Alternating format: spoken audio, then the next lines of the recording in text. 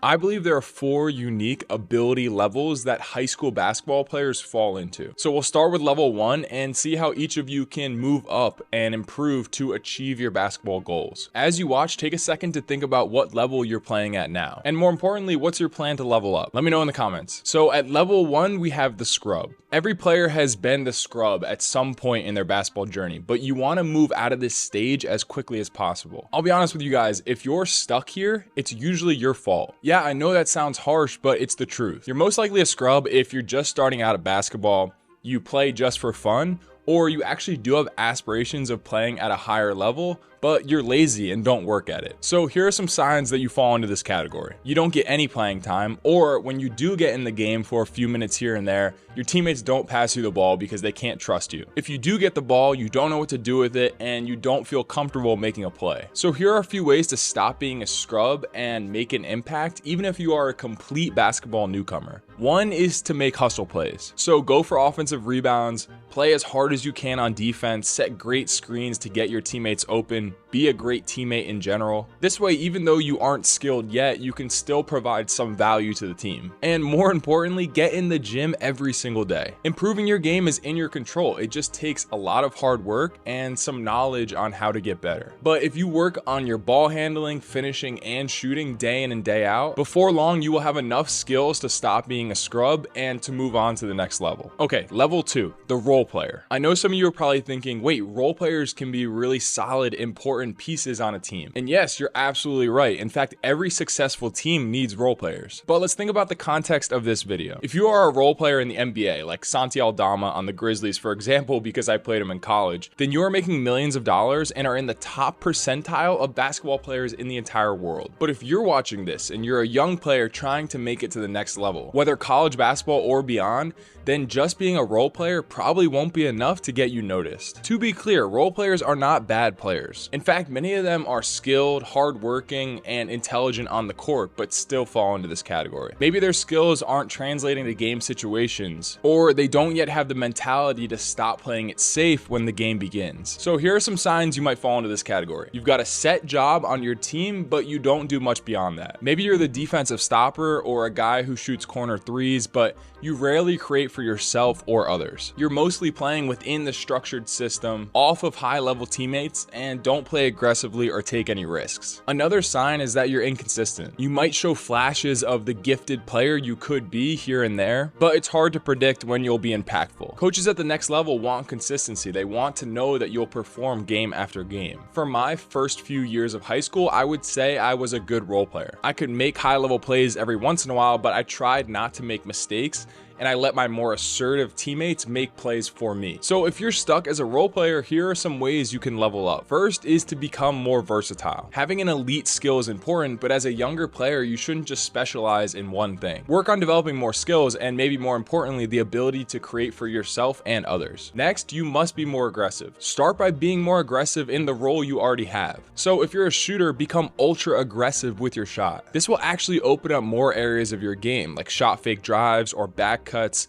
and you will become a more well-rounded player. Also, you must be more assertive in ways outside of your predictable role. My sophomore year of high school, I was considered a shooter on the varsity team. The way I broke into a new role was by proving I could make plays for myself and my teammates, specifically out of pick and roll. By the time my junior year came around, I moved past just being a role player. So take initiative and stop playing it safe all the time. Coaches want players who can step up and take control when needed. And to be clear, you have to be putting in the work along the way for this development to happen. All right, level 3. I thought I'd call this one the prospect. This is where things get a little tricky. The prospect is a player with all the talent and potential to be a star, but there's a noticeable gap between being a player with potential and actually dominating on a consistent basis. The prospect is a player that has the tools, so some combination of skills, athleticism, size, and basketball IQ. But importantly, they lack the mentality. And unfortunately, even though I played college basketball, I'm not sure if I ever got past this level when I was in high school. I would have games where it would all come together. Somehow a switch would flip with my aggressiveness and the skills I was working every single day on, along with my high-level basketball IQ,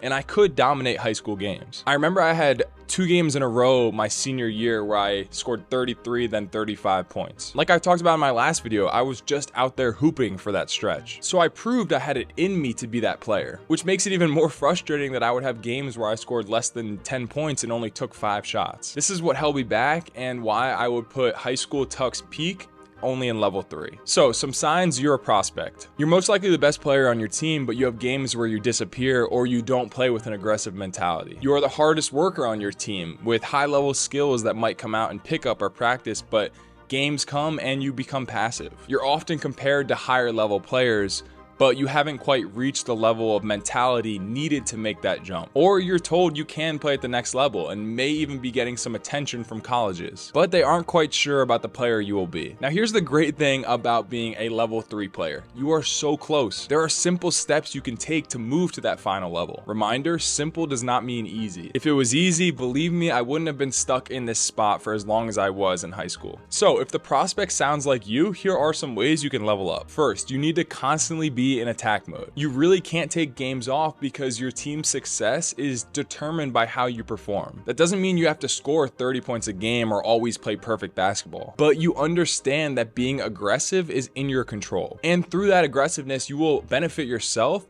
but also create easy opportunities for your teammates. Next, you need to stop making excuses. I fell into this trap in high school. It's easy to blame your coach or your teammates or how you're feeling on why you aren't performing at a high level. This doesn't help. The best thing to do if you have a bad game is take responsibility for it and move on. Don't be afraid of all that comes with being an alpha on your team. Embrace it. And with that, missed shots or turnovers simply cannot change your confidence or mentality. Again, this is where I struggled. If I made my first few shots, most likely I was gonna have a big game. But if I missed a few shots, I would become hesitant. I might pass up scoring opportunities. Of course, this hurts my own game because in high school, I don't think you should ever pass up opportunities to score, but it also hurts your team. Only a small percentage of you watching even fall into the prospect category. I know this because I know the amount of work it takes just to get to level 3. You have to be really honest with your own game. I mean, that is the whole goal of this video. For those of you who do consider yourself a prospect, let's see what it would mean to be a star. Level 4 players, or what I'm calling here the stars, are hard to come by because not only do you have the skills, physical gifts, and basketball intelligence, but you also have the mentality required to dominate your peers. It should be pretty obvious if you fall into this category. You are constantly in attack mode, creating plays for yourself and your teammates. On good days and bad, you take responsibility and lead your team with that maturity. And you don't let a missed shot or a bad play affect your confidence or mentality. You understand that this is part of the game of basketball, so you move on to the next play immediately. Being the star obviously sounds great, and you're almost certainly good enough to play at the next level. But there are still some challenges. You might not have the exposure that comes with being at a big high school or playing for a sponsored AAU team. So you have to be proactive. I made a whole video on how to get recruited with the current landscape of college basketball, but the most important thing is to take matters into your own hands. So you should be reaching out to as many schools as possible, emailing them with your highlights, grades, aspirations, and of course contact information. You are good enough to be a college player, now make them see you. I sat back in high school waiting for schools to find me. You could get lucky and a coach happens to see you play, but in the meantime, being proactive is your best bet. And the next challenge would be to channel this same mentality when you get to the next level. You might be forced into a smaller role at first and have to work your way up because college basketball is so high level. But hopefully that evolution will go more quickly now that you have learned what it takes. Reminder that this is a process. There's a lot of work that is required to move from one level to the next. Not only the work you put in during your training, but also the mental work that is necessary to build confidence and an attacking mentality. So don't rush. If you're a scrub right now, that means the only way you can go is up. I've been playing basketball for over 20 years and every single day I'm trying to level up my game. Also reminder, you can apply today for the Hacking Hoops community, a place where hoopers are coming together to learn and grow. More info in this video's description. And if you want to play better, check out this video on how to go from a basketball player to a hooper. Thank you for watching. I appreciate you all so much, and I will talk to you soon.